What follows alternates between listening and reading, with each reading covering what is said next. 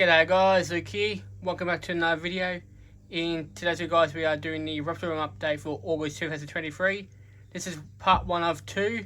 So today we are doing the lizard room. Then next week guys, we are covering the snake room, so that'll be part 2. Other than that, let's jump into it and see how everyone is doing. Before we do jump into it guys, I just want to say thank you for those who've been supporting me the last month. July has been quite rough for me in general. More of the story was about halfway through the month we did end up losing Molly. Then a few days later we lost Chewbacca. So for those who don't know, Molly was sick for quite some time. She was a jungle carpet python, and unfortunately she ended up passing from probably her illness, I'm guessing.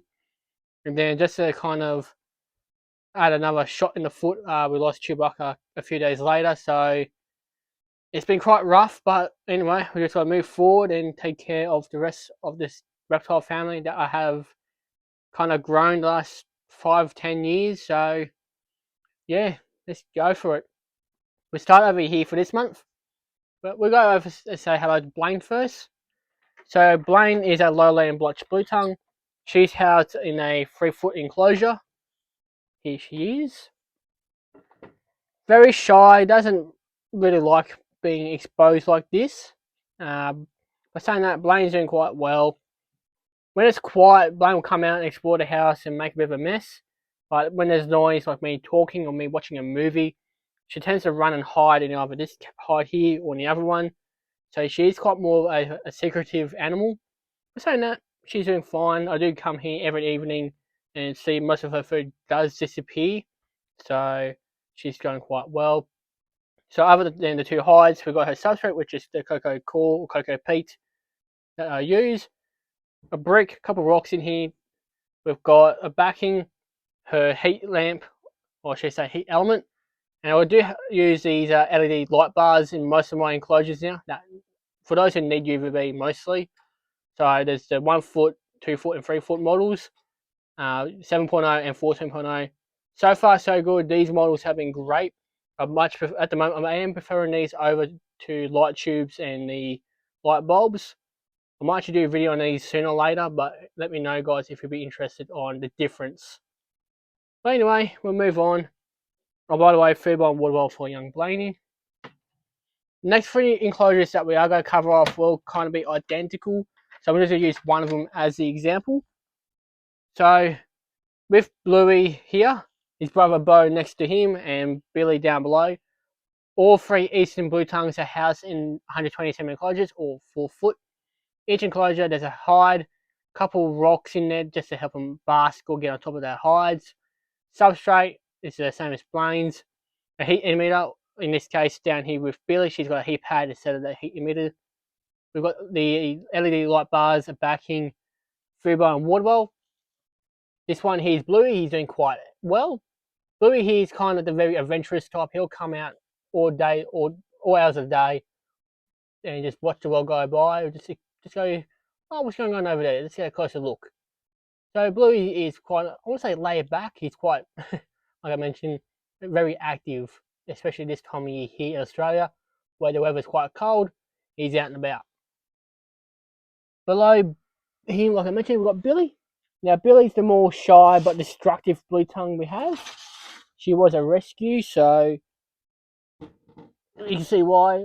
When she's younger, she had her tail bitten off by one of her siblings from the breeder. So I decided to take her in, and she's gotten to monstrous size. She will be getting a bigger cave soon. See how we go for time, because there has been a lot happening last month for me personally. And I'm just hoping in August we do have a better chance to at least get her a bigger house for her, or hide, I should say. Quick pan of an enclosure just to see. She also went for a shed cycle, so she's made an absolute mess. But yeah, that's good old little Billy. Across the way, we've got Bo, who is very odd. He will eat during the winter time, but will not eat in the summertime. He's the more laid back, and he's more this. I'll be honest, he's that kind of personality where he does not care one little bit, unless you wake him up. Speaking of which, hey buddy, how you doing? So here's Bo. He's doing quite well, like I mentioned. Hang on, just trying to get this camera to focus, doing it one-handed. But yeah, Bo and Blue are brothers. they were housed together for about 8 years, and then one day they started fighting. I'm guessing because Blaine is a female, because Blaine would have just hit the age where she could mate. But she let out a pheromone, and these two went feral over it. So I had to separate them since. So I've had them since 2011. Just to give you an idea how long ago happened. It would have been about 4 or 5 years ago. Anyway, we'll move on. Down below here in this much darker enclosure, we do have Pedro, who is my pink tongue skink. Before we do get to him, because I think he's hiding up in there, he's housed in a 3-foot enclosure. In this enclosure, he's got a substrate, a couple of branches, as he is a semi-arboreal species. Got his water bowl, fake plants, backing. I just put this light strip on so we can see the cage a bit better. But most of the time, this is a pitch black enclosure. He's got a cave underneath all this foliage over here. There's a heap pad underneath the enclosure. There's another hide, like I mentioned here. And let's find the myth, the legend, that is Pedro. There's a young boy. The lighting's not that good, so I just got to do it from here. He's in brumation mode, so I do not want to really disturb him too much. But yeah, he's not doing too bad, considering for an animal that doesn't eat much. But generally, a pink tongue skink are quite long and slender animals anyway. And he hasn't shown any signs of, malnutrition or any of his bones showing, so he's still maintaining that weight and shape, so I'm not too worried at the moment. So going from a skink wall over here to now another couple of skinks over this end. So in this 4-foot enclosure, we've got the beautiful pair of Monty and Anastasia. So Monty here is my male shingleback skink, and his beautiful girlfriend is just down here. Now I'm not expecting these two to breed this year. If they do so, that'll be awesome. It'd be great to see some baby shinglebacks at least being born in my care. I've seen baby shingleback births at work, and it's one of those things of miracle nature. Like, you go, how on earth does that, like, when you see the size of the bubba compared to the mum, you're like, how on earth does that happen? But anyway, they're fascinating little creatures. Monty's the more laid back and very shy, sleepy-headed shingleback. When Anastasia's down here is in the mood, she's quite the exploring type and the most destructive type. So it's kind of funny how, in a way, they've got their own little unique personalities. It's just a dynamic that's working, to be honest. Monty used to be a very high-strung and very anxious shingleback, but since introducing Anastasia to him, he's become more laid back and he's more approachable, or more accepting to be approached by my hand. But yeah, it's amazing how these two are getting along so well. Anyway, enough rambling. With the heat, UV, they've got their backing, 2 hides that they will sleep in together, and a basket they will eat together. It's just a beautiful sight, to be honest. Got the substrate, which needs changing. We've got the water bowl and the food bowl down that end. Those are my 2 lovely shinglebacks. From 2 lovely shinglebacks to the diva of the reptile room. Here we have Akko. Akko has been in a bit of a mood lately, only because I was out all weekend, and I've come home and she's like, where have you been? Where has been my treats? Where's been my love, my attention? Blah, blah, blah. Yes, I'm talking about you, you missy. She hates me giving other animals in this room attention. She wants all the attention. In a way, I don't know if I should compare it to having a girlfriend or having a daughter. You know what, comments? I'll leave that to you. So tell me, is Akko more of a daughter or a girlfriend? Let's see how many women I can annoy. Anyway, Akko's doing absolutely fantastic. Other than the fact she's just being a moody little girl. She's housing let's just say round it up to a 5-foot enclosure. It's close to being 5 feet anyway.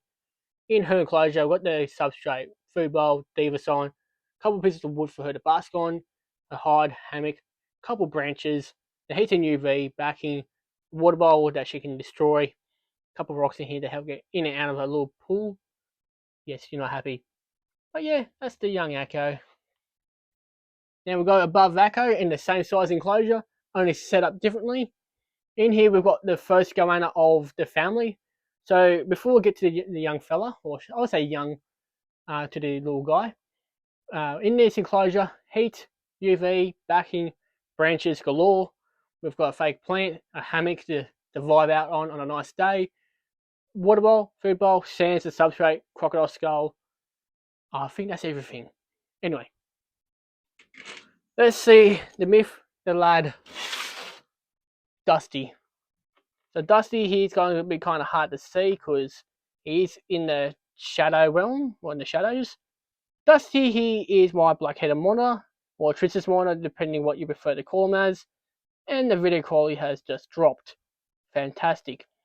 Anyway, if you guys want to go back to last month or even the month before, check out Dusty, you can. I don't think he's coming out to say hello. I have to, Jesus buddy, don't you do that to me, you little demon. And there goes your log. Come on, come out. There he goes. Now we can see him. So I do have to do his sand, as it is quite filthy now. It is changing. The last month or so I had to assist feed this guy because he has gone off food. We're saying that it is winter, like I mentioned. So hopefully in the summer months he will warm up and eat. Even though his enclosure is heated constantly, I just think it's just because of the time of year and the animals know what time of year is. So yeah, Dusty is doing okay, I guess. For those who are wondering about handling, when I'm out when I'm in this room, watching a movie or doing the reptile room like I'm doing now, it's not too bad. He'll sit there and just watch and make sure you're not going to do anything to him. I can put my hand in there and just fix up his cage or get the poop out he's done, add food, do the water, pretty much anything else. It's only when I touch him he becomes a bit more, yeah, nah, mate, I'm out of here. So he's getting much better, at least in that aspect.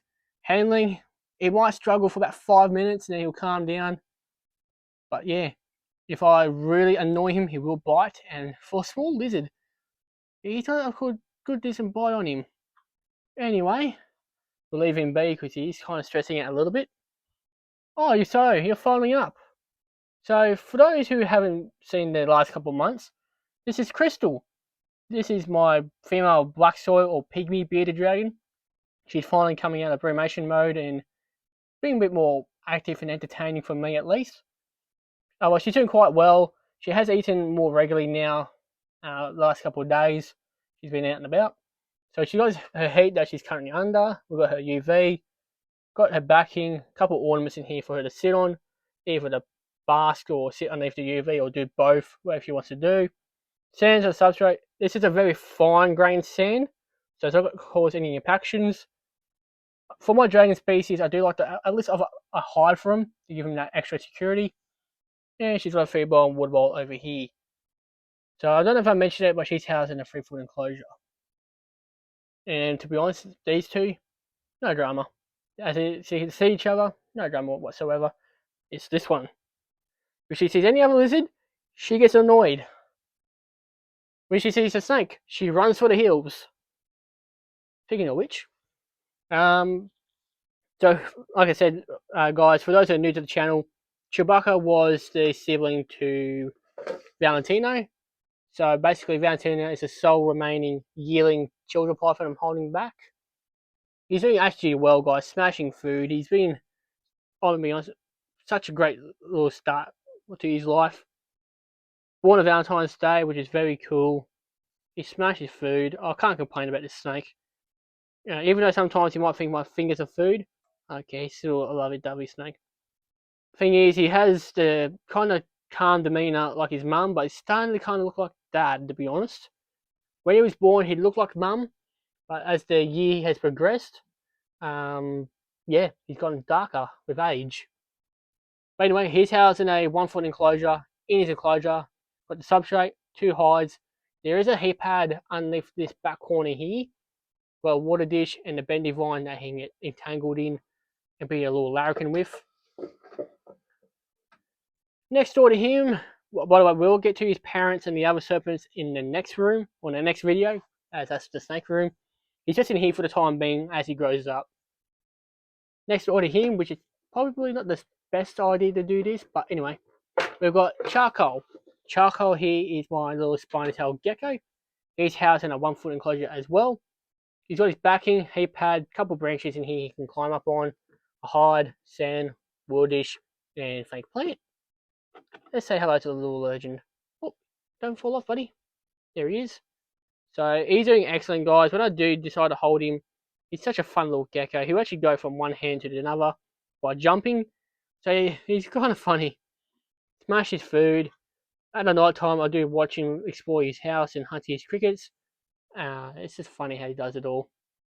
I actually got a cute video of him failing to climb up the glass one night, which was I'll upload it down the track as a compilation video of the reptiles being nuts, doing their little antics. But yes, nothing too crazy in Charcoal's life at the moment. And to be honest, he doesn't seem to care that the fact there's a snake next door to him doesn't worry him. And to be quite honest, I don't think Valentino cares either. I think he's just happy to get his mice. Just easier, comes to him. He doesn't have to chase anything. Last animal of the room. In here we've got Suey, who is my Sansima. Now, I do believe she's in this hide over here. Saw her going it this morning. Yep, she's in there. There we go. So, Suey here is my Sansima, doing absolutely fantastic. Smashing food, being the crazy little skink that she is. In her enclosure, we've got sand. I think it's 2 to 3 inches so she can burrow into it. That bit of bark she's sitting over at the moment, she can go in it if she doesn't want to burrow through the sand. Put a water dish that I'll put back over here actually. Oh, there she goes. That's a disappearing act. See? Gone. There's a heat pad on this side to keep her warm. So she's got a cave there as well, so she can go in there instead of burrowing through. Another cave over there that she came running out of. Fake plant, a backing. And I'll be honest, this enclosure is just underneath 2 feet, but let's just say 2 feet for the sake of context. That's the enclosure. But yeah, that's it for today's video, guys. I do apologise about this video being a longer one than usual. But yeah, I just bit of an update going on in this room.